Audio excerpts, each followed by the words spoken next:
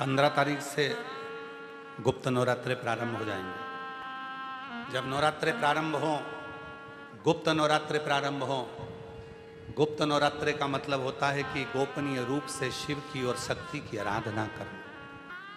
गोपनीय रूप से शिव और शक्ति की आराधना करना। एकांत में बैठकर कहीं मत जाओ। तुम्हारा मन करे गुप्त नवरात्रे में 24 घंटे में से अगर 5 मिनट निकाल लो और 5 मिनट बैठकर कुछ मत करो। अपने हाथ में भी अगर एक गुप्त रुपया, कोई सिक्का, 1, 2, 5, 10 जो भी सिक्का तुम्हारे पास में हो, चांदी का हो या 1 रुपया का हो या सोने का हो या हीरे का हो, जो भी हो तुम्हारी मर्जी, या अपना ये रुपया जो आप लोग आरती में चढ़ाती हो, कोई सा भी 1 रुपया अपने हाथ में रखकर बेलपत्र के साथ अगर प्रतिदिन शिव के मंत्र का जाप करती हो और माँ आदिशक्ति के नाम का एक दीपक शिव के मंदिर में अगर लगा देती हो या देवी के मंदिर में शिव के नाम का दीपक लगा देती हो और वो रुपया, वो बेलपत्र 9 दिन तक अपने हाथ में रोज रखना है। 5 मिनट रखो, 2 मिनट रखो और उस रुपये और बेलपत्र को अपने पास रखो। 9वां दिन पूर्ण हो, बेलपत्र शिव को समर्पित कर दो और वो रुपया शिव जी को स्पर्श कराकर वापिस अपने हाथ में लेकर अपनी अलमारी में या तिजोरी में रखो। वो गोपनीय गुप्त नवरात्रे आपकी जीवन में ऐसी संपदा देता है कि जीवन में वैभव की कमी नहीं। शिव और शक्ति, इन दोनों की साधना, उन दोनों की साधना। गुप्त नवरात्रे ये नहीं कर सकते तो थोड़े से अनार का रस या अनार के दाने, थोड़े से 2-4 दाने प्रतिदिन अनार के दाने 2-4 अपनी माता रानी के, शिव के स्मरण में, अपना घर का जो मंदिर हो जिसमें भगवान बैठे हों, तुम्हारे घर के मंदिर में जो भी भगवान बैठे हैं, अगर 9 दिन तक लगातार अनार के 2-4 दाने का भी आप रोज माता रानी को अगर भोग लगाती हो और उस अनार के दाने का या शिव को भोग लगाते हो, उस अनार के दाने का घर के जितने सदस्य हैं, 1-1 दाना अनार का सब खा लें। शरीर में रोग कैसा भी हो, वो रोग समाप्त होकर ही रहता है। गुप्त नवरात्रे शिव और शक्ति की आराधना के होते हैं। शिव और शक्ति, शिव और शक्ति की आराधना, शिव को भजने के लिए। बाबा बाबा सब कहे और माता कहे न को, एक बार जो माता कहे सो काशी में हो। जो माँ का स्मरण शिव के सामने करे और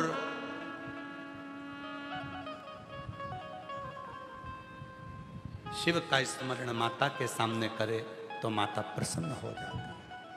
प्रसन्न। देवी को प्रसन्न करने के लिए अग्नि की जरूरत पड़ती है और शिव को प्रसन्न करने के लिए जल की जरूरत पड़ती है। जितने देवी के उपासक हैं या अष्टमी नवमी पूजने वाले हैं, वो कंडा जलाकर, गोबरी जलाकर, गाय का गोबर सूख जाता है उसको जलाकर उसमें धूप छोड़ते हैं। मालपुआ या पूड़ी या खोट या सब्जी जो भी बनता है उसको छोड़ते हैं। अष्टमी नवमी पर पूजन करते हैं, धूप देते हैं, अग्नि में छोड़ते हैं। क्यों छोड़ते हैं?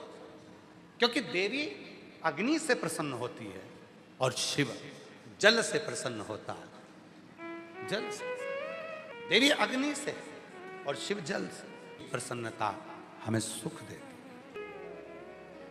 केवल 4 नवरात्रे होते हैं, 2 गुप्त होते हैं, एक चैत्र का होता है, एक शरदी होता है। केवल 4 नवरात्रे ऐसे होते हैं जिन नवरात्रे में शिव जी के मंदिर में अगर दीपक भी लगाया जाता है तो लंबी बत्ती का लगाया जाता है। बाकी के समय में शिव के मंदिर में गोल बत्ती का दीपक लगता। क्यों? कहते हैं 64 योगनियां। आपको पहले भी कहा था, आज फिर अच्छे से समझ लीजिए। ये शिवलिंग है, ये जलाधारी है, ये पानी बहता है, बीच में अशोक सुंदरी है, राइट में गणेश जी हैं, लेफ्ट में कार्तिकेय हैं। शिवलिंग के ऊपर जो जल टपकता रहता है वो शिव जी की 5 लड़कियां, जया, विषहरा, शामलीवारी, दौतली, देव है। ये पीठिका पार्वती जी का हस्तकमल, ये पीठिका पार्वती जी का हस्तकमल। इस पीठिका के नीचे जितना मोटा भाग रहता है, शिवलिंग जहां रखा है, उस पीठिका का जितना मोटा भाग, जहां से पानी नीचे गिरता है, जितना मोटा भाग होता है, इतने पूरे मोटे भाग में मां आद्य शक्ति के 64 योगिनियां यहां पर विराजमान होती है। जब हम जल समर्पित कर कर लंबी बत्ती का दीपक नवरात्रि में लगाते हैं, तो जो 64 योगिनियों की जो शक्ति है, 64 योगिनियों का जो फल है, देवी की आराधना और साधना का जो फल है, भले हमने व्रत करा नहीं करा, भले हमने पूजन करी नहीं करी, भले हम नवरात्रि में कोई व्रत साधना तप नहीं कर पाए, कोई बात नहीं, पर जिसने शिव को जल चढ़ाया, ये जल बहकर यहाँ से निकलेगा, वहीं पर सम्मुख में शिव के लंबी बत्ती का घी का यदि दीपक लगाया, और कितना दीपक कैसा, तो कहा जब हम शिव को नवरात्रे में केवल दिया लगाने के लिए जाते हैं, लंबी बत्ती होती है, तो उस दिए के अंदर घी को ज़्यादा नहीं भरा जाता, केवल बत्ती को डुबोया जाता है और उस दिए में रखा जाता है, जलाया जाता है। शिव और वो 64 योगिनियां जो यहाँ विराज रही हैं, यहाँ शिवलिंग माँ आदिशक्ति दुर्गा भवानी, गणेश जी, कार्तिकेय, अशोक सुंदरी, शिव जी की 5 लड़कियां और ये 64 योगिनियां, और 64 योगिनियों के बाद में ये जल बहकर जाता है जितनी दूर तक, यहाँ 33 कोटि देवताओं का स्थान होता है। इसलिए हम जब लंबी बत्ती का दीपक लगाते हैं जल चढ़ाकर नवरात्रि में, तो शिव की आद्य शक्तियाँ हमको सुख प्रदान करना प्रारंभ कर देती हैं और हमारे भंडार में कोई कमी नहीं होने, वो भंडार की कमी को दूर। इसलिए कई लोगों ने तो गीत भी बनाया है, भजन भी बनाया है, वो कहते हैं ना, मैं तो लाई हूँ दाने अनार के, मेरी मैया के 9 दिन बाहर के। माँ आद्य शक्ति की आराधना साधना के साथ शिव की साधना हो तो वो बल देती है, वो बल देती है। जो आषाढ़ महीने का जो नवरात्र आता है, जो आज से प्रारंभ हुआ है, और आप सबको मालूम होगा 4 नवरात्रे होते हैं। उन 4 नवरात्रे में 2 नवरात्रे गुप्त माने गए, और उसमें भी जो आषाढ़ महीने का जो नवरात्र आता है, जो आज से प्रारंभ हुआ है, कहते हैं अगर कोई स्थिर होकर एकांत में बैठकर भगवान शंकर के नाम का मात्र संबोधन श्रवण कर लेता है, सुन ले, गुनगुना ले, शिव को याद कर ले, तो कहते हैं शिव और शक्ति की दोनों की कृपा उसके ऊपर बनी ही रहती है। आज से नवरात्रे प्रारंभ हुए हैं, 9 दिन तक। ये गुप्त नवरात्रे के 9 दिन, अगर आपको ऐसा लगता है कि शिव जी आप बाबा मेरी नहीं सुन रहा, बहुत संघर्ष का जीवन चल रहा है, बहुत परेशानी का जीवन चल रहा है, बहुत कष्ट का जीवन चल रहा है, और कोई मंजिल, कोई राह, कोई मार्ग दिख ही नहीं रहा,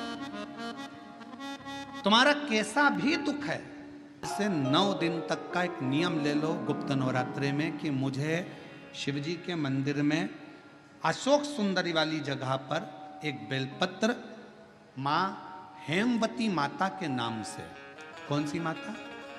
हेमवती, माँ हेमवती के नाम से एक बेलपत्र अशोक सुंदरी वाली जगह पर समर्पित करूंगी। 9 दिन का एक नियम धारण करो, और 12वें या 15वें दिन आप देखिए आपका जो दुख है मेरा बाबा उसको काट कर ही रहा।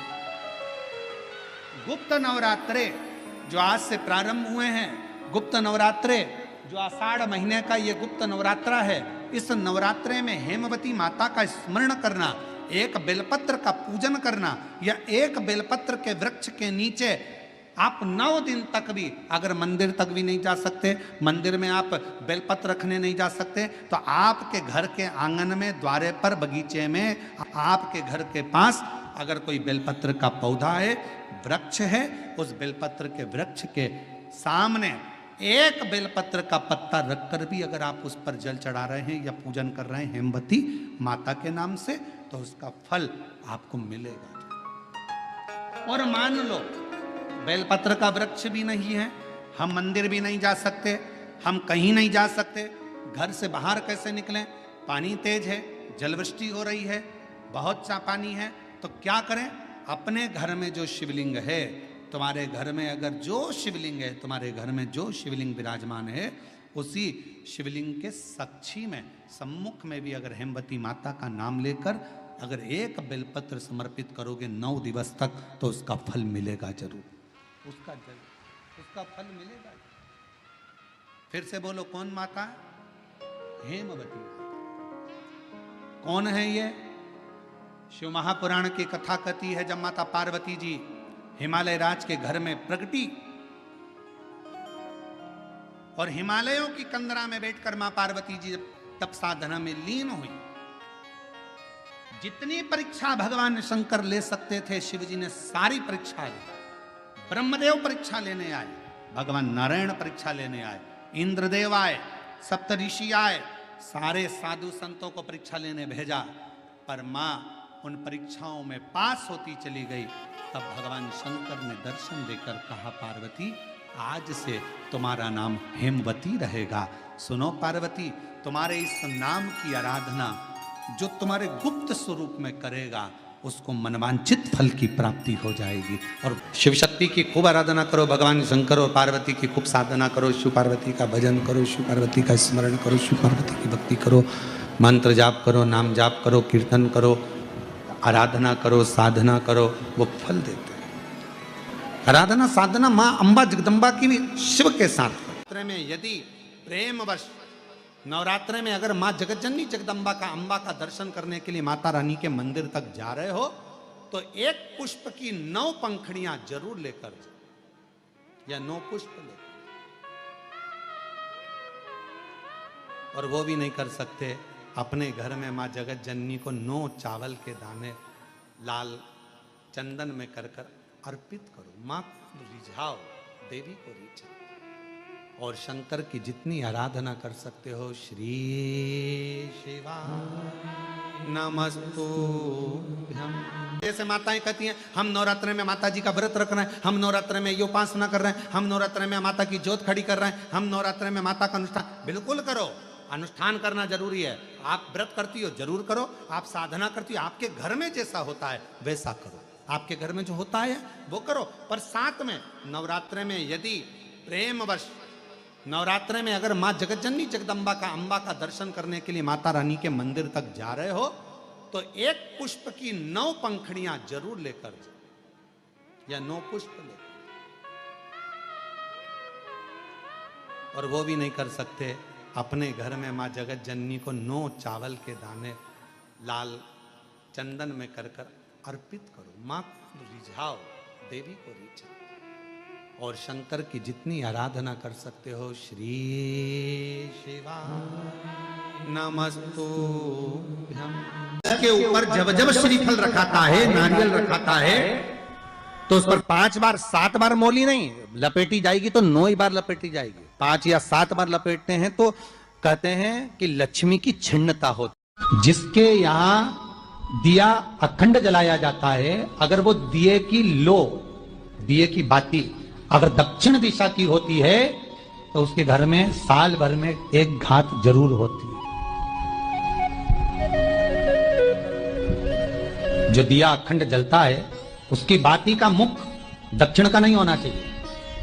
अगर आपने देवी भागवत का स्मरण कराओ, देवी भागवत को अगर सुना हो, तो देवी भागवत में स्पष्ट किया गया कि पूर्व की ओर मुख करा हुआ दिया, अर्थात पूर्व की ओर ज्योत जो जलाई जाती है, वो संपदा की वृद्धि करती है।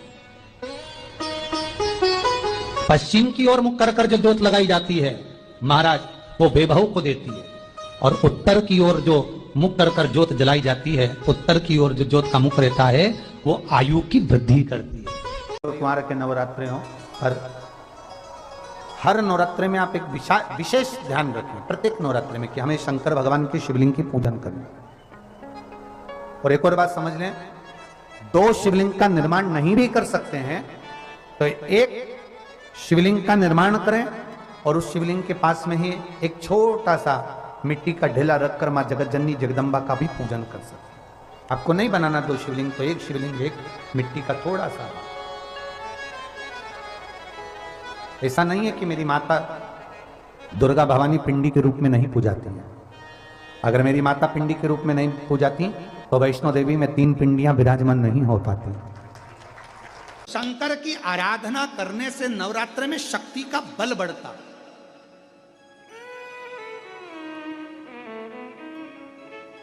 शक्ति का बल। क्यों गुरुजी नवरात्र में शंकर जी की आराधना क्यों करना चाहिए? हमने कहा अगर माता रानी से जो मांगना है तुम्हें, अगर तुमने नवरात्रे में शिव जी की आराधना करिए, शंकर की कथा सुनिए, शंकर की आराधना करिए, शिव स्तुति करिए, शंकर को 1 लोटा जल चढ़ाया, मां आद्य शक्ति तुम्हारे पर कृपा करेगी। क्यों? क्योंकि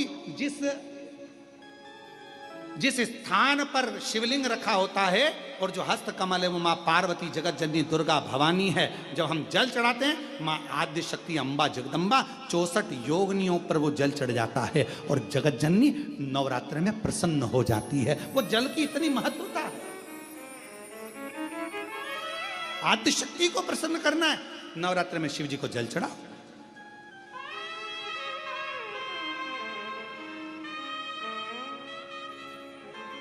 कोई बेटा बेटी है, कोई एग्जाम दे रहे हैं, कंपटीशन एग्जाम में बैठ रहे हैं, सर्विस के लिए जा रहे हैं, नौकरी के लिए जा रहे हैं, नौकरी नहीं लग रही है, हम कहेंगे लाल पुष्प की पत्तियों को प्रत्येक किसी भी नवरात्रि के अंतर्गत 9 दिन का तुम नियम बना लो। जैसे कई माताओं का नियम रहता है, मेरा व्रत है, मैं दूध पर 1 गिलास दूध पर व्रत करूंगी, मैं नंगे पैर चलूंगी, मैं ये व्रत करूंगी, मैं वो व्रत करूंगी। मैं बेटा बेटियों से कहूंगा, नवयुवक बच्चों से कहूंगा, अगर आप कंपटीशन एग्जाम में बैठ रहे हो, अपनी पूरी मेहनत करो, पूरा परिश्रम करो, रात दिन एक करो और लगे रहो। और 9 दिन तक नवरात्रि में 9 लाल फूल की 9 पंखड़ियां या 9 कोई भी चावल लाल कलर में कर कुंकू में कर अगर माँ जगत जननी के मंदिर में नहीं जा सकते, माँ भीड़ रहे, तो शिवलिंग की जो जलाधारी है, जहां पानी गोल घूमता है, इस जलाधारी पर कहीं पर भी नवरात्रे में 9 दिन तक या तो लाल फूल की पंखड़ी 9 या 9 चावल के दाने लाल कलर कर कुंकू में, लाल चंदन में उस स्थान पर चढ़ाना प्रारंभ करो। 9 दिन के बाद तुम्हें 15 दिन और निकलेंगे, उसके बाद तुम्हें खुद लगेगा कि तुम्हारी जॉब, तुम्हारी नौकरी तुम्हारा बाबा ने लगाया है। शक्ति का बल। परिश्रम जरूर करना, मेहनत जरूर करना, रात दिन पढ़ाई एक साथ करना और अपने परिश्रम को नहीं छोड़ना। मेहनत जरूर करो पर साथ में ये प्रयोग भी करो नवरात्रि का। देखो शिव और शक्ति का बल तुम्हें प्रसन्नता देता है कि नहीं देता? शिव शक्ति का बल हमें प्रसन्नता देता है कि नहीं देता?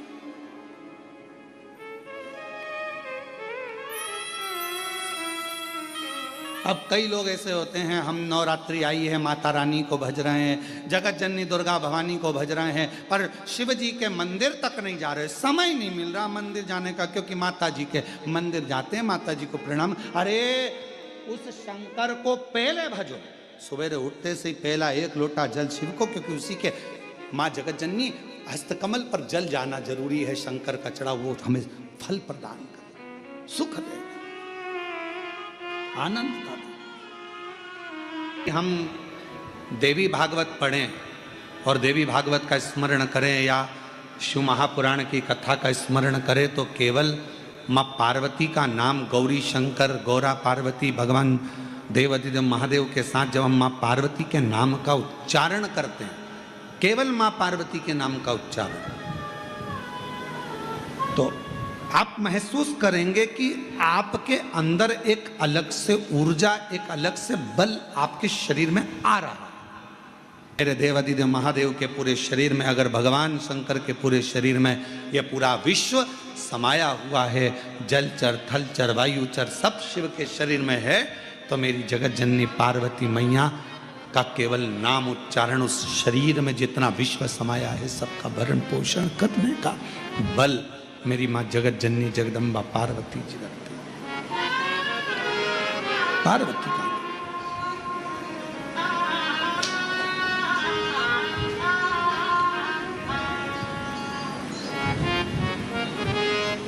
4 नवरात्रे होते हैं। कितने? 4। 2 नवरात्रे गुप्त होते हैं, 2 नवरात्रे तुम्हारे सामने आते हैं, एक चैत्रीय एक शरदीय।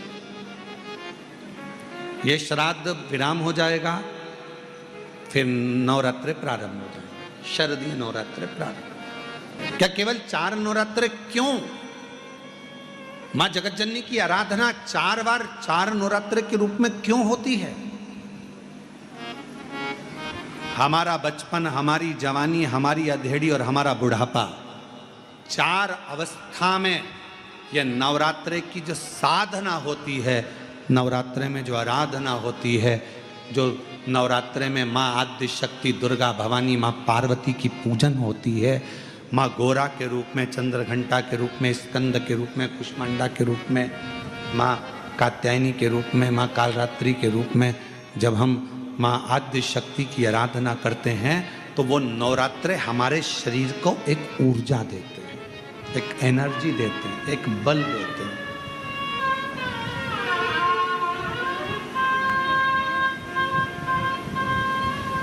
गौरी शंकर कहो, गौरी शंकर कहो, गौरी शंकर बिना उद्धार।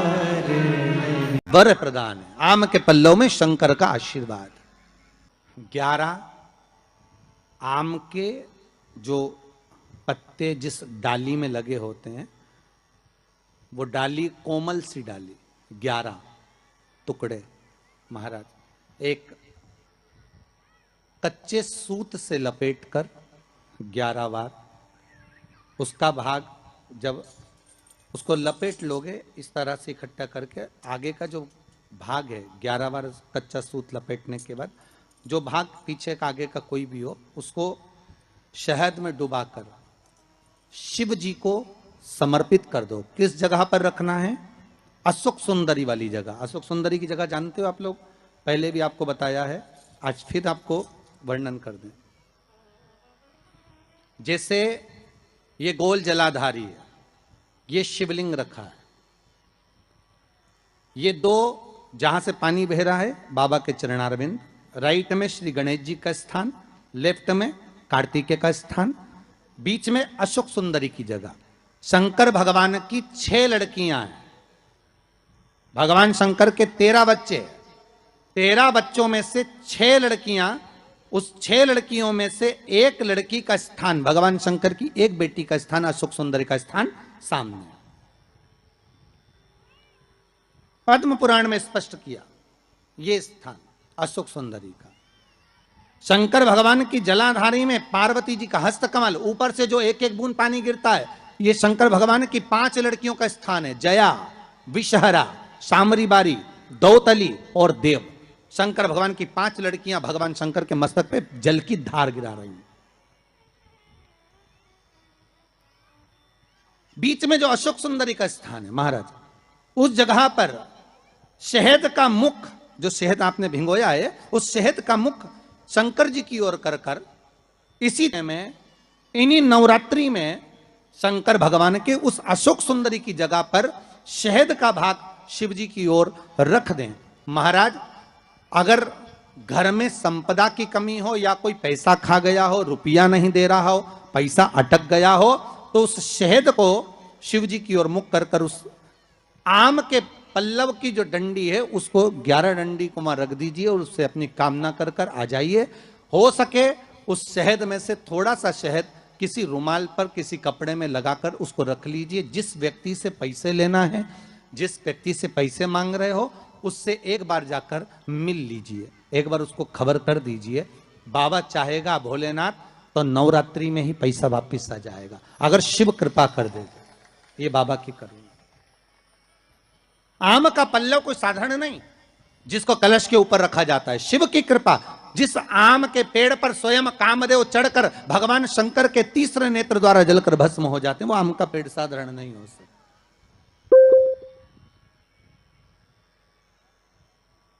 सहज नहीं है। और वैसे भी शिव शिव है। घर में ज्यादा रोग हो, बीमारी हो, ज्यादा तकलीफें आ रही हो, कष्ट बढ़ रहा हो, बीमारियां बढ़ रही हो, या भय लग रहा हो, डर लग रहा हो, हृदय चित्त में कहीं ना कहीं आपको भय का भान हो रहा हो, तो एक लोटा पानी एक कलश में जल भर कर रख लीजिए और रात भर उसको रखे रहने दो। नवरात्रि चल रहा है, उस कलश को रात भर रखकर सुबह सुबह उस कलश में एक बेलपत्र डालकर उस जल को नीम के पेड़ के नीचे, जहां चैत्री नवरात्रि में नीम के पेड़ के नीचे सारी विद्याएं, आद्य शक्तियां, सारी देवी उस नीम के पेड़ के नीचे विराजमान रहती हैं। उस कलश में एक बेलपत्र डालकर रात भर रखकर उस जल को पूरे घर में घुमाकर उस नीम के पेड़ के नीचे समर्पित कर दीजिए महाराज। घर में भय लगना बंद हो जाएगा, कोई बड़ी बीमारी आपको घेरेगी नहीं और उस बीमारी से, उस रोग से आप मुक्त रहेंगे। उस बीमारी से, उस रोग से आप मुक्त पाएंगे, वो बीमारी आपको घेर नहीं। विश्वनाथ को कुछ नहीं चाहिए, मेरे शंकर को चाहिए क्या? अगर आपके जीवन में ऐसा लगे कि बहुत बड़ी बीमारी आ गई और आपके घर का व्यक्ति वेंटिलेटर पर पड़ा हुआ है, तो शमी के वृक्ष के फूल ले आओ 7, और शमी के वृक्ष के 7 फूल लाकर एक एक फूल शंकर भगवान को श्री शिवाय नमस्तुभ्यम कहकर उस व्यक्ति के लिए जो पड़ा हुआ है, अंतिम सांसें गिन रहा है, जिसको अटैक आ गया, अंतिम सांसों में जो गिन रहा है, उसके नाम से भगवान शंकर पर चढ़ाना प्रारंभ कर दो। मात्र 7 पुष्प, उस शमी के वृक्ष के 7 पुष्प आप शिव को समर्पित करिए, उसका नाम और गोत्र बोलकर, और भगवान शंकर का मूल मंत्र श्री शिवाय, जम के बोलिए श्री शिवाय नमस्तुभ्यम बोलकर एक एक शमी का फूल शंकर पर चढ़ाना प्रारंभ कर दो। फिर आगे वो विश्वनाथ की मर्जी है, वो प्राण कैसे लेकर वापिस आता है, उस काल से छुड़ाकर महाकाल कैसे लाता है, ये वो जाने। आपका फर्ज केवल आप अदा करिए। जब अंत में डॉक्टर भी हार जाते हैं, जब अंत में डॉक्टर भी कह देते हैं कि अब हमारे बस का नहीं है, अब तो उस परमात्मा के हाथ में, मतलब डॉक्टर को भी मालूम है कि एक और डॉक्टर बैठा हुआ, एक डॉक्टर और है, वो बस वो थोड़ा सा दूर तो रहता है पर करीब भी बहुत है। कई लोग कहते हैं गुरुजी वो कैलाश पर रहता है बहुत, तो उनको बुलाएंगे तो आएंगे। हमने कहा कैलाश पर तो रहता ही नहीं है, जहाँ भक्त है वहाँ भगवान, वो दूर तो रहता ही नहीं। आप तो बस केवल उसको बुलाने का प्रयास करिए, आप दिल से बस उसको हाजिर, वो दिल से बुलाओ तो उसको। इसलिए देवी भागवत में लिखा है कि नवरात्रि में एक दिन, जैसे प्रतिपदा है, पहला दिन है तो एक कन्या का पूजन करो, द्वितीया है तो 2 कन्या का पूजन करो, तृतीया है तो 3 कन्या का पूजन करो, चतुर्थी है तो 4 कन्या का पूजन करो, पंचमी है 5 कन्या का पूजन करो, छठ है 6 कन्या का पूजन करो, सप्तमी है 7 कन्या का पूजन करो, अष्टमी है 8 कन्या का पूजन करो, नवमी है, जम के बोलो, 9 कन्याओं का पूजन करो। और अगर इस तरह से आप पूजन नहीं कर सकते नवरात्रि में, तो 9 कन्याओं का पूजन एक साथ, या तो अष्टमी के दिन या नवमी के दिन कर दो, या मध्य में, बीच में भी आप कर सकते हो एक साथ। पर अगर आपकी कोई कामना है, आपकी कोई इच्छा है, मालूम पड़े, जैसे कई लोग कहते हैं कि हमारी इच्छा है, हमारी वो मकान नहीं बिक रहा, या हमारी वो जमीन नहीं खरीदी जा रही, या हमारी कोई कंपनी नहीं डल रही, या हमारे काम में ये अड़चन आ रही है, तो नवरात्रि में, 4 नवरात्रि में से किसी भी नवरात्रि में आप नियम बना लो कि एक कलश की स्थापना कर कर एक दिन में एक कन्या का पूजन कर कर उसको भोजन कराना, लाल वस्त्र देना, लाल चुनरी देना, दूसरे दिन में 2 कन्याओं का पूजन कर कर लाल वस्त्र ओढ़ाना, लाल चुनरी देना, तीसरे दिन में 3, चौथे दिन में 4, 5वें दिन में 5, ऐसे 7-9 दिन तक एक एक कन्याओं के क्रम को बढ़ाते बढ़ाते बढ़ाते बढ़ाते आप उस पूजन का विधान प्रबल कर सकते। क्या मैं नवरात्रि में अगर मान लो कोई साधना करना हो तो कौन सी साधना करना चाहिए? हम किसकी आराधना करें? हम 9 दिन तक किसकी साधना करें? तो अगर बन सके तो देवी भागवत में सबसे सुंदर साधना यही है कि हम एक दिन में एक कन्या के चरण धोकर पूजन कर कर उस कन्या को भोजन कराकर उसका स्मरण करें। हाँ, ये जरूर है कि कोरोना महामारी चल रही है तो इस नवरात्रि में भले ना करें, पर आगे की नवरात्रि में जब नवरात्रि अच्छे रहें, कोरोना से मुक्त रहें, तब आप किसी कन्या को एक दिन में 1, 2 दिन में 2, 3 दिन में 3, 4 दिन में 4, 5 दिन में 5, ऐसे नवरात्रि 4 बार जो नवरात्रि आती, किसी भी नवरात्रि में आप स्मरण कर उसका फल मिलेगा।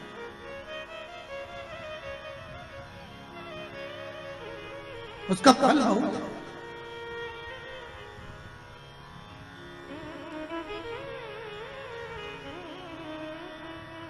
जैसे बेलपत्री का किया गया दान छिन्न नहीं माना गया। किस चीज का दान?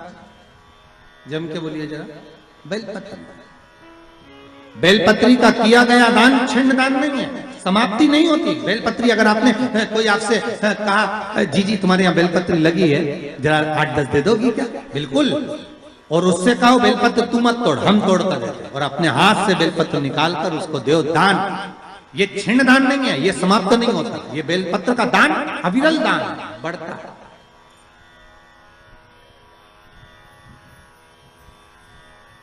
सुख का भान करता,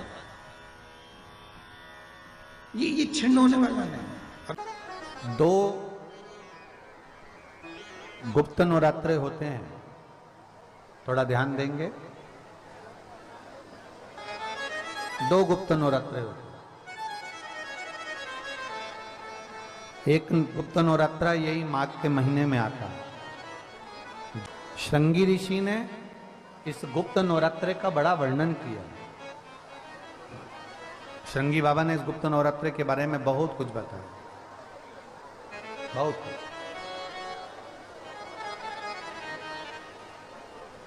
श्रृंगी बाबा गुप्त नवरात्रे के लिए कहते हैं कि अगर इस गुप्त नवरात्रे के अंतर्गत 9 लाल फूल,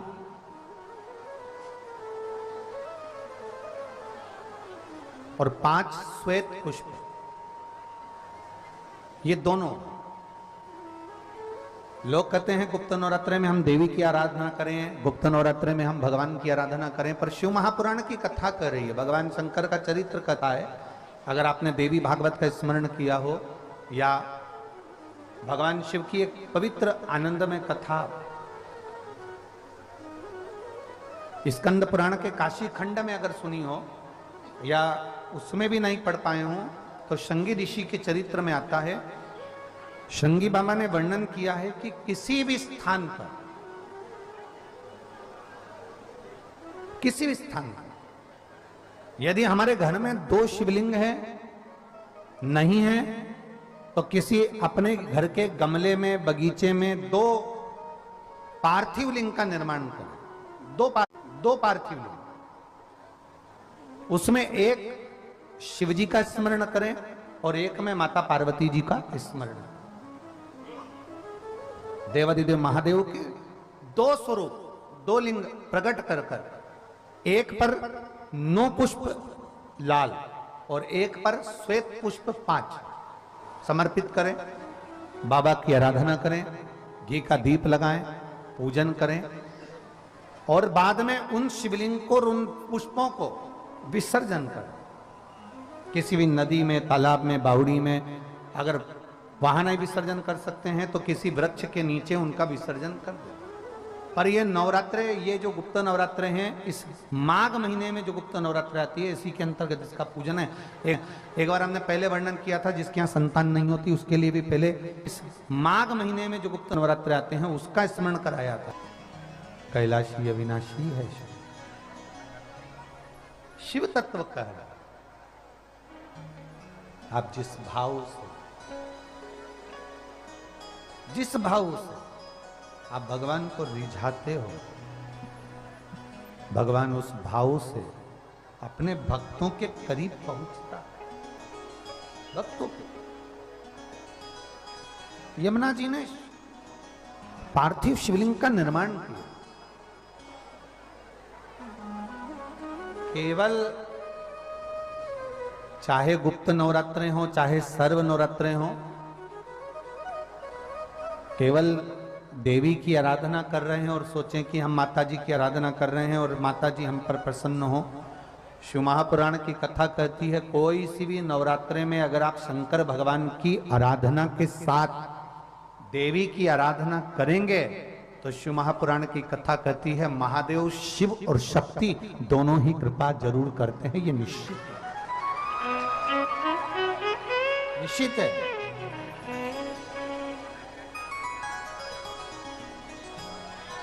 केवल एक शिव की आराधना कर लेना या शक्ति की आराधना कर लेना।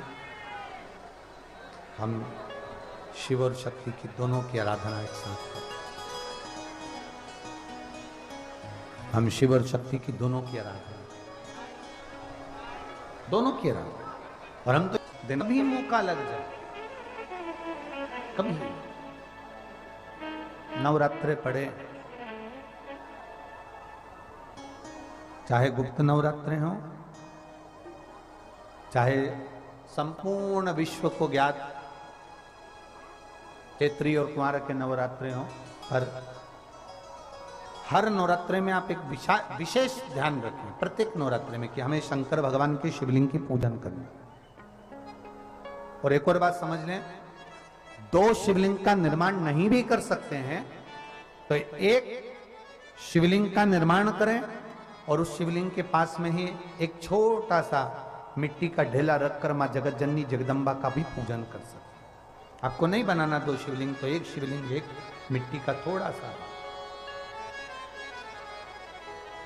ऐसा नहीं है कि मेरी माता दुर्गा भवानी पिंडी के रूप में नहीं पूजाती है। अगर मेरी माता पिंडी के रूप में नहीं पूजाती तो वैष्णो देवी में 3 पिंडियां विराजमान नहीं हो पाती। जितने जितने शक्तिपीठ हैं, आप प्रत्येक शक्तिपीठ में दर्शन करने के लिए जाएंगे तो वहां पर भी आपको पिंडी का दर्शन होता ही है, प्रत्येक शक्तिपीठ। ऐसा नहीं कि मेरी मां पिंडी के रूप में फिर पूजाती नहीं है, वो भी पूजाती। आप जिस भाव से भजेंगे, जैसे हम कहते हैं हमारे शहर में, हमारे सीहोर नगर में कुबेरेश्वर धाम कंकर शंकर की भूमि है, मतलब वहां जो गया है वो कंकर शंकर की आराधना करने के लिए गया है, कंकर शंकर की पूजन करने के लिए गया। आपके घर में पितृदोष है, आपको ऐसा महसूस होता है, आपको लगता है, तो किसी भी नवरात्रि के पहले जो अमावस्या पड़ती है, गुप्त नवरात्रि, तो अंदाजा लगाइए। तो जिस दिन अमावस्या रहे उस दिन चावल की कटोरी में एक कपूर का टुकड़ा रख दीजिए महाराज, छोटा सा। और कपूर का टुकड़ा रखकर उस कपूर को दरवाजे के बाहर कटोरी में ही, चावल रखी हुई कटोरी में ही उसको पितरों का स्मरण कर कर जला दीजिए। और जलाने के बाद उस चावल को कहीं भी किसी भी वृक्ष की छांव में पक्षियों के लिए डाल दीजिए। शिव महापुराण की कथा कहती है, अगर मान लो पितृ आपको कष्ट दे रहे हैं, पितृ आपको तकलीफ दे रहे हैं, कोई काम नहीं होने दे रहे हैं, या कहीं आपको ऐसा लगता है कि पितरों का दोष है, तो वो पितृ दोष देवी, अब ये जो आप करेंगे ये कब कर रहे हैं? अमावस्या के दिन आप उसको रख रहे हैं। अमावस्या के दिन उसको रखकर रात भर आपने रखा कपूर के साथ में, सुबह एकम पड़ गई, नवरात्रि लग गई, उसी दिन उसको जलाकर आपने पटक दिया। अर्थात उससे देवी और पितृ इन दोनों का आशीर्वाद जो प्राप्त होता है, तो घर में से पितृदोष समाप्त होकर लक्ष्मी की वृद्धि प्रारंभ हो जाती है, कार्य में सिद्धता आ जाती है। मान लो अगर पितृदोष है तो करो, नहीं है बड़े अलमस्ती से रहो। तो जिस व्यक्ति का कोई कार्य सिद्ध नहीं हो रहा है, कोई कार्य अटक गया है, मिलन नहीं हो रहा है, कोई अदालत तक में बात पहुंच गई है और मालूम पड़े संबंध टूटने वाला है, लग रहा है कि ये ससुराल वाले नहीं रख रहे, या लग रहा है कि ये संबंध हमारा खराब होने वाला है, उस व्यक्ति को ये व्रत 9 दिन के धारण कर लेना चाहिए, जो माता जानकी जी ने वाल्मीकि बाबा से पूछ कर करा था, जो माता सीता जी ने वाल्मीकि बाबा से पूछ कर करा था। तो वाल्मीकि बाबा ने कहा, जानकी अये सीते सुनो, एक व्रत है, एक उपवास है, एक व्रत है, एक साधना है, अगर वो तुम कर लोगी 9 दिन तक, तो ये पक्का है कि तुम्हारे पति का दर्शन तुम्हें हो जाएगा, और तुम्हारे पुत्रों को भी तुम्हारे पति का दर्शन हो जाएगा, उनके पिता का दर्शन। ठीक है, क्या उपाय? कहा शिव मंदिर में जाइए, पहले दिन 9 फूल कमल के हों, जो मिल जाए परंतु एक जैसे फूल होना चाहिए। ये नहीं कि आज तुमने गुलाब का चढ़ाया, कल कमल का चढ़ा दिया, परसों गेंदा का चढ़ा दिया, नरसों चमेली का चढ़ा दिया, फिर रात रानी का चढ़ा दिया। ऐसे फूल ना चढ़ाए, एक जैसे फूल 9 दिवस तक। सीते, हे जानकी, हे पुत्री, शिव मंदिर में जाकर अपने पति का स्मरण कर कर, कार्य का स्मरण कर कर 9 फूल प्रथम दिन घी का दिया लगाकर आप भगवान शंकर को कामना कर कर समर्पित करती हो। दूसरे दिन वही फूल दुगने हो जाना चाहिए 18। तीसरे दिन फिर 9 जोड़ लो 27, फिर 9 जोड़ लो, फिर 9 जोड़ लो, जोड़ते जोड़ते 90 दिन 81, कितने हो गए? ऐसे पुष्प शंकर भगवान को समर्पित करना। 10वां दिन होगा, पुत्री शिव कृपा करेंगे और तुम्हें अपने पति का दर्शन जरूर होगा। कर सकती हो? सीता जी बोली कर तो लूंगी, पर दिक्कत एक है। क्या? इतने में फूल चढ़ाऊं और फूल नहीं मिले तो? इतने में वहीं पर लव खड़ा हुआ था, पुत्र लव खड़ा हुआ था। उसने कहा मां चिंता क्यों करती है, फूल मैं ला कर दूंगा, तू तो बस व्रत धारण कर। यही गुप्त नवरात्रि का व्रत, इसी आषाढ़ी नवरात्रि का व्रत मां जानकी ने करना प्रारंभ करा और पुष्प लाने के लिए लव जाता। पहले 9 फूल तो आश्रम में मिल गए, दूसरे 27 फूल, 18 फूल भी आश्रम में मिल गए। धीरे धीरे धीरे धीरे जब 5 दिन हो गए, पुष्प की संख्या कम पड़ने लगी, तो लव को मालूम पड़ा कि मेरी माता को पूजन करने में दिक्कत हो रही है, पुष्प नहीं मिल रहा है। चिंता मत कर मां, अब तो कहीं से भी ला कर दूंगा तो दूंगा। और गया लव, गया।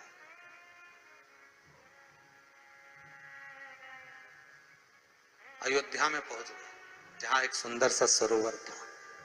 सरोवर के दरवाजे पर द्वारपाल खड़े हुए थे, अंदर नहीं जाने दिया। मुझे जाने दो, मुझे पुष्प चाहिए, मेरी माता पूजन कर रही। द्वारपालों ने पकड़ना चाहा, मना करा, नहीं माना। लव इनको पटक कर अंदर प्रवेश कर गया, फूल लेकर आया, माता को दिया। धीरे धीरे पुष्प आते रहे, चलता रहा। खबर पहुंच गई श्री राम जी महाराज के पास में कि कोई वाल्मीकि बाबा का शिष्य आता है और सरोवर के सारे कमल के फूल तोड़कर ले जाता है। बड़ा उद्दंड है, सैनिकों को मार देता है। सैनिक वो पड़े दूर। राम जी को सूचना मिली, आज 9वां दिन था, माता जानकी इंतजार कर रही है पुष्प आए। इतने में चारों तरफ सेना को लगा दिया गया कि आज सरोवर का एक पुष्प नहीं जाना चाहिए, और लव का युद्ध प्रारंभ हो गया उस अयोध्या के सरोवर पर। अंत में सबको पटक कर लव 81 फूल लेकर पहुंचे और मां से कहा, मां आज आखिरी का दिन है, शिव को रिझा ले। और माता ने शंकर भगवान को फूल चढ़ाया। 10वें दिन सूचना आ गई वाल्मीकि बाबा के पास में, तुम्हारा कोई शिष्य है लव, बड़ा उद्दंडी है, या तो उसको लेकर आओ, नहीं तो हमारी सेना उसको पकड़ने के लिए आ रही है। और किस माता का पुत्र है उस माता को भी लेकर आना, और किस भाई का भाई है वो उसको भी लेकर आना। और गुरुदेव आपने बालक को क्या सिखाया कि वो इतनी उद्दंडता कर रहा, आप भी आना, नहीं तो हम सेना लेकर पहुंचे। वाल्मीकि बाबा ने लिखकर पहुंचा दिया, चिंता मत करो, हम पूरे ही आएंगे। वाल्मीकि बाबा को तो मालूम था व्रत पूरा हो चुका है तो दर्शन तो होना ही है, भले कैसे भी हो, भले लड़ाई से हो, विवाद से हो, पर खबर तो आ गई ना, समझौता कि कड़ी तो जुड़ गई ना। भगवान वाल्मीकि बाबा समझ गए, सीता जी से कह दिया तेरा व्रत पूर्ण हो गया बेटा, अब तू कल तैयारी कर चलने की। और लव को लेकर पहुंचे, सीता जी को देखा, पुत्रों का स्मरण करा, राम जी के नैनों से जल बह गया। वाल्मीकि बाबा सीता से कहते हैं, इसको कहते हैं साधना, इसको कहते हैं तप, इसको कहते हैं साधना। आप भी कर सकते हो। आनंद रामायण का ये प्रसंग वर्णन करता है कि हम भी क्यों ना कर सकते। गुप्त नवरात्र चालू हो गया, गुप्त नवरात्र करो, आराधना, कुछ नहीं तो एक फूल तो शंकर को चढ़ाना चालू करो, कम से कम एक पुष्प तो चढ़ाओ। जिसको लगता है कि मेरे परिवार में कोई दूसरा व्यक्ति हस्तक्षेप कर रहा है, या मेरा पति किसी पर नारी के साथ में रह रहा है, या नारी किसी पर पुरुष के साथ में रह रही है, तो माखन थोड़ा सा प्रतिदिन मां जगत जननी के मंदिर में अवश्य समर्पित करें। 9 दिन तक समर्पित करोगे, कैसा भी दोष होगा, कैसे भी ग्रह होंगे, वो सब हट जाएंगे और जीव आपका हो। ये वो नवरात्र है जिसमें प्रेम आनंद बढ़ता है, स्नेह बढ़ता है। ये वो नवरात्र,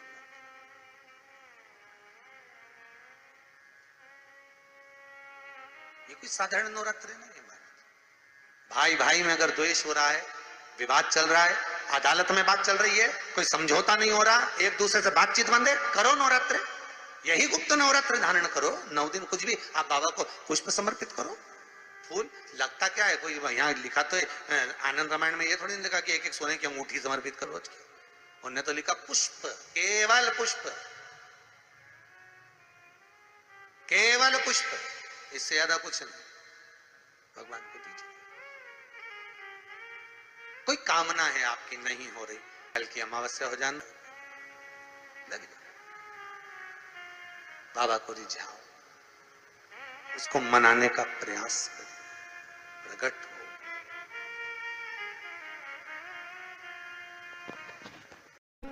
लंबी बाती का प्रमाण अलग होता है। लंबी बाती क्यों लगाई जाती है? भगवान के मंदिर में, दीप में, देवियों की पूजन में, लक्ष्मी की वृद्धि के लिए। कौन से देवता के यहाँ लंबी बत्ती लगती है और कौन से देवता के यहाँ गोल बत्ती लगती है, उसका भी प्रमाण वर्णन। किसी देवी की पूजन करो तो लंबी बत्ती आती है, कुल देवता की पूजन करो तो लंबी बत्ती आती है। किसी मंदिर में किसी देवता को लगाने जाओ तो गोल बत्ती लगती है, उसका भी प्रमाण है। लंबी बत्ती जहां लगाई है, अगर लक्ष्मी के सामने लगाई है तो लक्ष्मी की लंबाई बढ़ती है, लक्ष्मी की वृद्धि बढ़ती है। अगर कुल देवता के नाम की लगाई है तो वंश की वृद्धि होती है। इसलिए हमारे यहाँ अमावस्या पूनम को जो पाटे माटे भराते हैं उसमें गोल बत्ती नहीं लंबी लगाई जाती है, जिससे हमारा वंश बढ़े। नवरात्रि में देवी जी की जो बाती लगाई जाती है वो लंबी लगाई जाती है, गोल नहीं। क्यों? क्योंकि जिससे माँ हम पर कृपा बना कर रखे, हमारा वंश खूब बढ़े, हमारे यहाँ लक्ष्मी की वृद्धि हो। स्थिर बाती, गोल बाती लगाई जाती है ब्रह्मा के मंदिर में, इंद्र के मंदिर में, देवता के मंदिर में। तुलसी के सम्मुख में लंबी बाती नहीं लगती, तुलसी के सम्मुख में गोल बाती लगाई जाती है महाराज, जिससे स्थिरता का भाव केंद्रित हो। स्थिरता का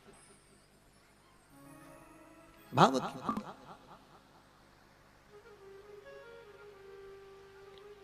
पीपल के वृक्ष के नीचे कभी लंबी बाती नहीं लगती, बड़ के पेड़ के नीचे कभी लंबी बाती नहीं लगती, आंवले के पेड़ के नीचे कभी गोल बाती नहीं लगती। आंवले के वृक्ष के नीचे लंबी बाती लगना चाहिए। धन की वृद्धि, सुख समृद्धि। तुलसी के पौधे के नीचे लंबी नहीं लगती, गोल बाती लगती। बातियों का भी प्रमाण। प्रिय है पुष्प में आंक का पुष्प, जो आंकड़े का पुष्प होता है शंकर को बड़ा प्रिय है।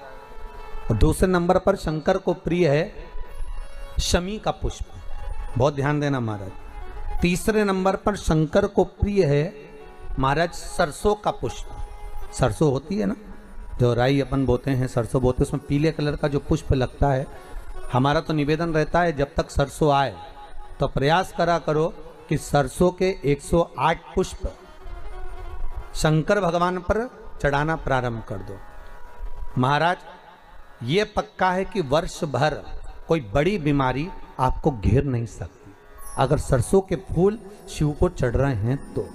और प्रयास करना कि सरसों का जो पुष्प होता है, सरसों का जो फूल होता है महाराज, अगर कोई व्यक्ति को किडनी या लीवर से जुड़ी हुई कोई तकलीफ होती है या किसी व्यक्ति का एक्सीडेंट हो गया होता है और उसका कोई अंग रह गया हो, कोई शरीर का कोई भाग रह गया और वो काम नहीं कर रहा हो, जैसे किसी के पांव रह जाते हैं एक्सीडेंट के बाद, किसी का हाथ रह जाता है, या कोई अंग काम नहीं कर रहा हो, वहाँ ब्लड पहुँच नहीं रहा हो, वो जगह एकदम सुन्न हो गई हो, खाली पड़ गई हो, तो उसके लिए शिव महापुराण की कथा कहती है कि सरसों के पुष्प 11 शंकर जी के राइट भाग में, जहाँ शिव जी के गण दरवाजे के द्वारपाल मणिभद्र जिस जगह पर निवास करते हैं, कौन निवास करते हैं? मणिभद्र। शंकर जी के दरवाजे के द्वारपाल हैं मणिभद्र जी। तो मणिभद्र दरवाजे के द्वारपाल में राइट भाग में मणिभद्र जी विराजते हैं। मतलब राइट भाग कौन सा हुआ? जब आप मंदिर से बाहर निकलेंगे तो राइट भाग, मंदिर में प्रवेश करेंगे जब राइट नहीं होना चाहिए। आप मंदिर से जब जाएं तो राइट भाग, मतलब आप मंदिर से राइट से जाएंगे तो शंकर जी का भी राइट हो जाएगा, क्योंकि शिव जी ऐसे बैठे हैं तो शंकर जी का भी राइट हो गया, देवता उनका भी राइट हो गया।